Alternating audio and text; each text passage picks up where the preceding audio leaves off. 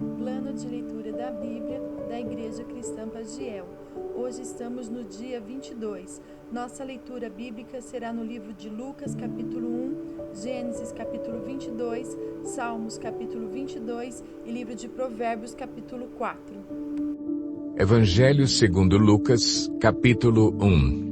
Muitos já se dedicaram a elaborar um relato dos fatos que se cumpriram entre nós, conforme nos foram transmitidos por aqueles que desde o início foram testemunhas oculares e servos da palavra.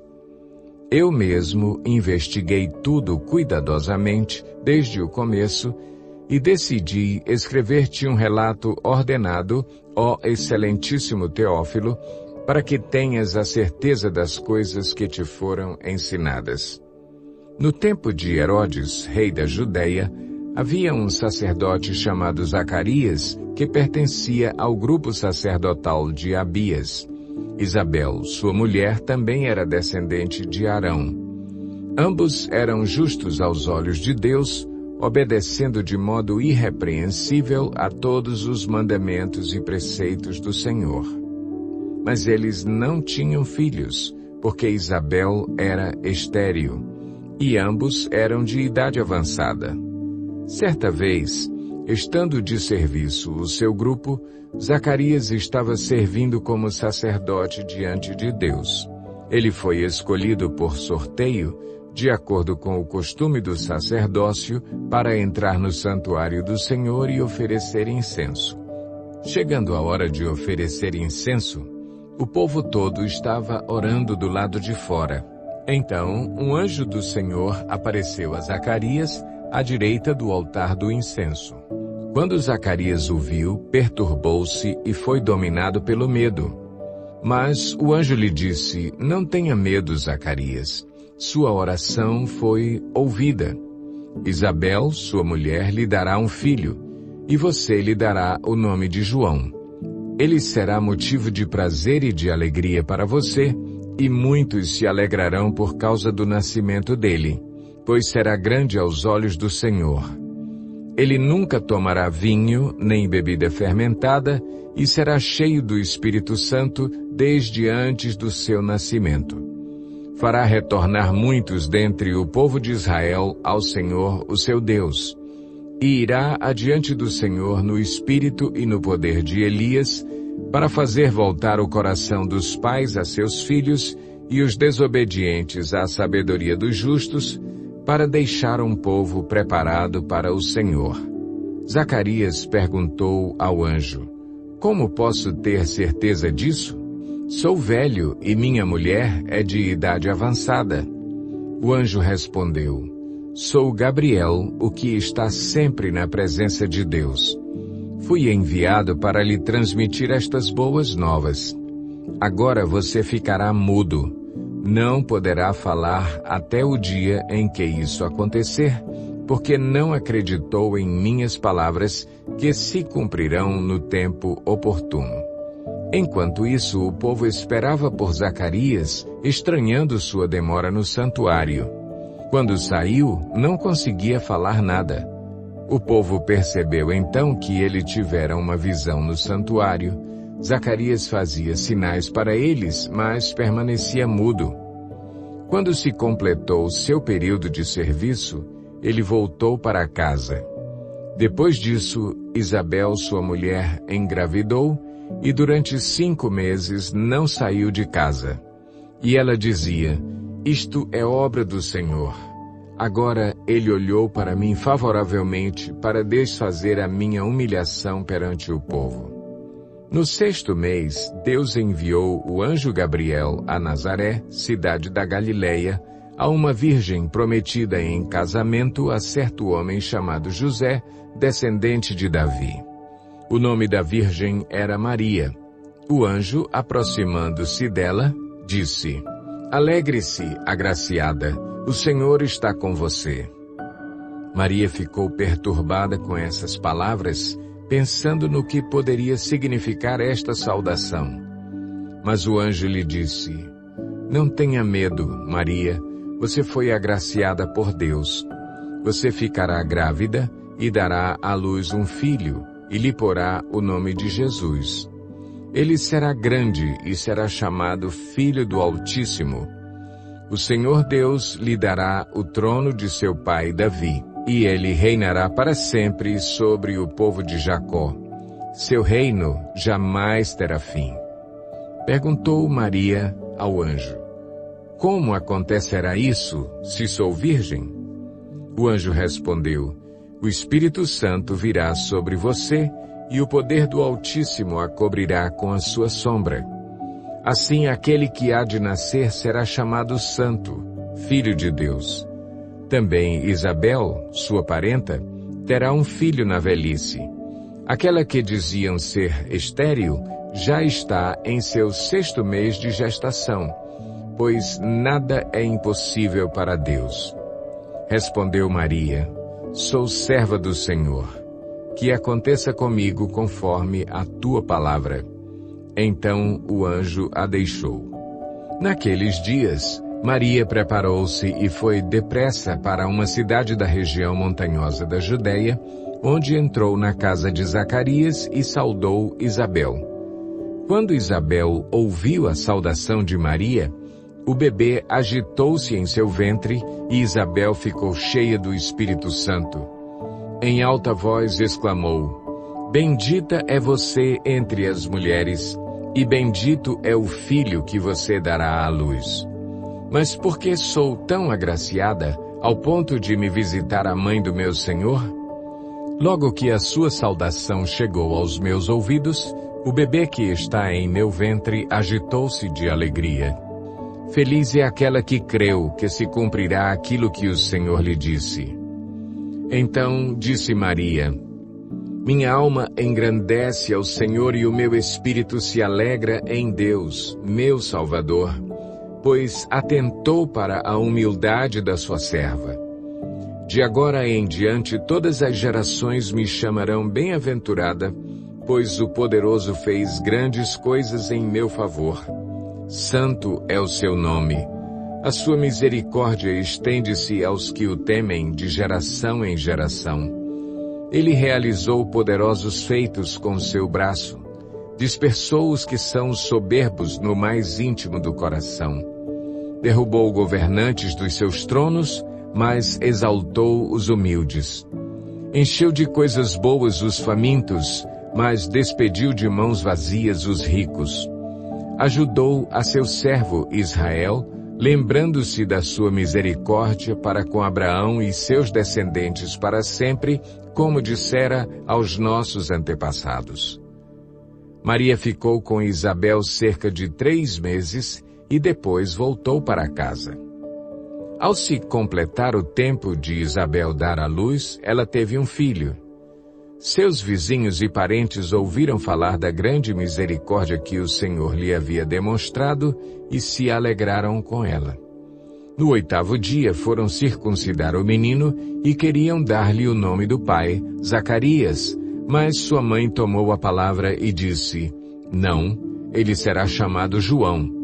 Disseram-lhe: Você não tem nenhum parente com esse nome. Então fizeram sinais ao pai do menino para saber como queria que a criança se chamasse. Ele pediu uma tabuinha e, para a admiração de todos, escreveu: O nome dele é João. Imediatamente sua boca se abriu, sua língua se soltou e ele começou a falar, louvando a Deus. Todos os vizinhos ficaram cheios de temor e por toda a região montanhosa da Judeia se falava sobre essas coisas. Todos os que ouviam falar disso se perguntavam: O que vai ser este menino? Pois a mão do Senhor estava com ele. Seu pai, Zacarias, foi cheio do Espírito Santo e profetizou: Louvado seja o Senhor, o Deus de Israel, porque visitou e redimiu o seu povo. Ele promoveu poderosa salvação para nós, na linhagem do seu servo Davi, como falara pelos seus santos profetas na antiguidade, salvando-nos dos nossos inimigos e da mão de todos os que nos odeiam, para mostrar sua misericórdia aos nossos antepassados e lembrar sua santa aliança, o juramento que fez ao nosso pai Abraão, resgatar-nos da mão dos nossos inimigos, para o servirmos sem medo, em santidade e justiça diante dele, todos os nossos dias. E você, menino, será chamado profeta do Altíssimo, pois irá adiante do Senhor para lhe preparar o caminho, para dar ao seu povo o conhecimento da salvação, mediante o perdão dos seus pecados, por causa das ternas misericórdias de nosso Deus, pelas quais do alto nos visitará o sol nascente, para brilhar sobre aqueles que estão vivendo nas trevas e na sombra da morte, e guiar nossos pés no caminho da paz. E o menino crescia e se fortalecia em espírito, e viveu no deserto até aparecer publicamente a Israel. Gênesis 22. Passado algum tempo, Deus pôs Abraão à prova, dizendo-lhe: Abraão, ele respondeu: Eis-me aqui. Então disse Deus: Tome seu filho, seu único filho, Isaque, a quem você ama, e vá para a região de Moriá. Sacrifique-o ali como holocausto num dos montes que lhe indicarei. Na manhã seguinte, Abraão levantou-se e preparou o seu jumento. Levou consigo 2 de seus servos e Isaque, seu filho. Depois de cortar lenha para o holocausto, partiu em direção ao lugar que Deus lhe havia indicado. No 3º dia de viagem, Abraão olhou e viu o lugar ao longe. Disse ele a seus servos: Fiquem aqui com o jumento enquanto eu e o rapaz vamos até lá. Depois de adorarmos, voltaremos. Abraão pegou a lenha para o holocausto e a colocou nos ombros de seu filho Isaque, e ele mesmo levou as brasas para o fogo e a faca. E, caminhando os 2 juntos, Isaque disse a seu pai Abraão: Meu pai. Sim, meu filho, respondeu Abraão. Isaque perguntou: As brasas e a lenha estão aqui, mas onde está o cordeiro para o holocausto? Respondeu Abraão: Deus mesmo há de prover o cordeiro para o holocausto, meu filho. E os 2 continuaram a caminhar juntos. Quando chegaram ao lugar que Deus lhe havia indicado, Abraão construiu um altar e sobre ele arrumou a lenha. Amarrou seu filho Isaque e o colocou sobre o altar, em cima da lenha. Então estendeu a mão e pegou a faca para sacrificar seu filho. Mas o anjo do Senhor o chamou do céu: Abraão, Abraão. Eis-me aqui, respondeu ele. Não toque no rapaz, disse o anjo. Não lhe faça nada. Agora sei que você teme a Deus porque não me negou seu filho, o seu único filho. Abraão ergueu os olhos e viu um carneiro preso pelos chifres num arbusto. Foi lá pegá-lo e o sacrificou como holocausto em lugar de seu filho. Abraão deu àquele lugar o nome de O Senhor Proverá. Por isso, até hoje se diz: No monte do Senhor se proverá. Pela 2ª vez o anjo do Senhor chamou do céu a Abraão e disse: Juro por mim mesmo, declara o Senhor, que por ter feito o que fez, não me negando seu filho, o seu único filho, esteja certo de que o abençoarei e farei seus descendentes tão numerosos como as estrelas do céu e como a areia das praias do mar. Sua descendência conquistará as cidades dos que lhe forem inimigos e, por meio dela, todos os povos da terra serão abençoados, porque você me obedeceu. Então voltou Abraão a seus servos e juntos partiram para Berseba, onde passou a viver. Passado algum tempo, disseram a Abraão que Milca dera filhos a seu irmão Naor. Uz, o mais velho, Buz, seu irmão, Quemuel, pai de Arã, Quéside, Azo, Pildas, Gidlafe e Betuel, pai de Rebeca. Estes foram os 8 filhos que Milca deu a Naor, irmão de Abraão. E sua concubina, chamada Reumá, teve os seguintes filhos: Tebá, Gaã, Taás e Maaca. Salmo 22. Para o mestre de música, de acordo com a melodia, a corça da manhã, Salmo davídico. Meu Deus, por que me abandonaste? Por que estás tão longe de salvar-me, tão longe dos meus gritos de angústia? Meu Deus, eu clamo de dia, mas não respondes, de noite, e não recebo alívio. Tu, porém, és o Santo, és Rei, és o louvor de Israel. Em ti, os nossos antepassados puseram a sua confiança, confiaram e os livraste. Clamaram a ti e foram libertos. Em ti confiaram e não se decepcionaram.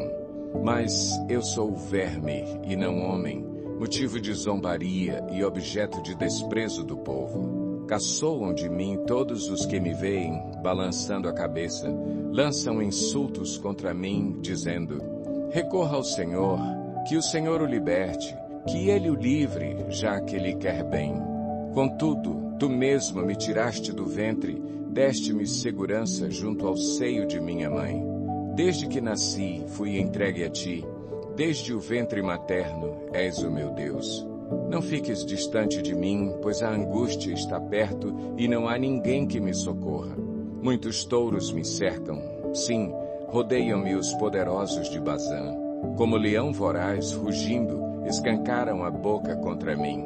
Como água, me derramei e todos os meus ossos estão desconjuntados. Meu coração se tornou como cera, derreteu-se no meu íntimo. Meu vigor secou-se como um caco de barro, e a minha língua gruda no céu da boca. Deixaste-me no pó, à beira da morte. Cães me rodearam, um bando de homens maus me cercou. Perfuraram minhas mãos e meus pés. Posso contar todos os meus ossos, mas eles me encaram com desprezo. Dividiram as minhas roupas entre si e lançaram sortes pelas minhas vestes. Tu, porém, Senhor, não fiques distante. Ó minha força, vem logo em meu socorro. Livra-me da espada, livra a minha vida do ataque dos cães. Salva-me da boca dos leões e dos chifres dos bois selvagens. E tu me respondeste. Proclamarei o teu nome a meus irmãos, na assembleia te louvarei. Louvem-no vocês que temem o Senhor. Glorifiquem-no todos vocês, descendentes de Jacó. Tremam diante dele todos vocês, descendentes de Israel. Pois não menosprezou, nem repudiou o sofrimento do aflito. Não escondeu dele o rosto, mas ouviu o seu grito de socorro. De ti vem o tema do meu louvor na grande assembleia. Na presença dos que te temem, cumprirei os meus votos. Os pobres comerão até ficarem satisfeitos. Aqueles que buscam o Senhor o louvarão. Que vocês tenham vida longa. Todos os confins da terra se lembrarão e se voltarão para o Senhor, e todas as famílias das nações se prostrarão diante dele, pois do Senhor é o reino, ele governa as nações. Todos os ricos da terra se banquetearão e o adorarão. Haverão de ajoelhar-se diante dele todos os que descem ao pó, cuja vida se esvai. A posteridade o servirá, gerações futuras ouvirão falar do Senhor, e a um povo que ainda não nasceu, proclamarão seus feitos de justiça, pois ele agiu poderosamente. Provérbios 4. Ouçam, meus filhos, a instrução de um pai. Estejam atentos e obterão discernimento. O ensino que lhes ofereço é bom, por isso não abandonem a minha instrução. Quando eu era menino, ainda pequeno, em companhia de meu pai, um filho muito especial para minha mãe, ele me ensinava e me dizia: apegue-se às minhas palavras de todo o coração. Obedeça aos meus mandamentos e você terá vida. Procure obter sabedoria e entendimento. Não se esqueça das minhas palavras, nem delas se afaste. Não abandone a sabedoria e ela o protegerá. Ame-a e ela cuidará de você. O conselho da sabedoria é: procure obter sabedoria. Use tudo o que você possui para adquirir entendimento. Dedique alta estima à sabedoria e ela o exaltará. Abrace-a e ela o honrará. Ela porá um belo diadema sobre a sua cabeça e lhe dará de presente uma coroa de esplendor. Ouça, meu filho, e aceite o que digo, e você terá vida longa. Eu o conduzi pelo caminho da sabedoria e o encaminhei por veredas retas. Assim, quando você por elas seguir, não encontrará obstáculos. Quando correr, não tropeçará. Apegue-se à instrução, não a abandone. guarde-a bem, pois dela depende a sua vida. Não siga pela vereda dos ímpios, nem ande no caminho dos maus. Evite-o, não passe por ele. Afaste-se e não se detenha. Porque eles não conseguem dormir enquanto não fazem o mal. Perdem o sono se não causarem a ruína de alguém.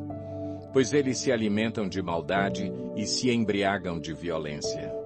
A vereda do justo é como a luz da alvorada, que brilha cada vez mais até a plena claridade do dia. Mas o caminho dos ímpios é como densas trevas, nem sequer sabem em que tropeçam. Meu filho, escute o que lhe digo, preste atenção às minhas palavras. Nunca as perca de vista, guarde-as no fundo do coração, pois são vida para quem as encontra e saúde para todo o seu ser. Acima de tudo, guarde o seu coração, pois dele depende toda a sua vida. Afaste da sua boca as palavras perversas, fique longe dos seus lábios a maldade. Olhe sempre para a frente, mantenha o olhar fixo no que está adiante de você. Veja bem por onde anda, e os seus passos serão seguros. Não se desvie nem para a direita, nem para a esquerda, afaste os seus pés da maldade.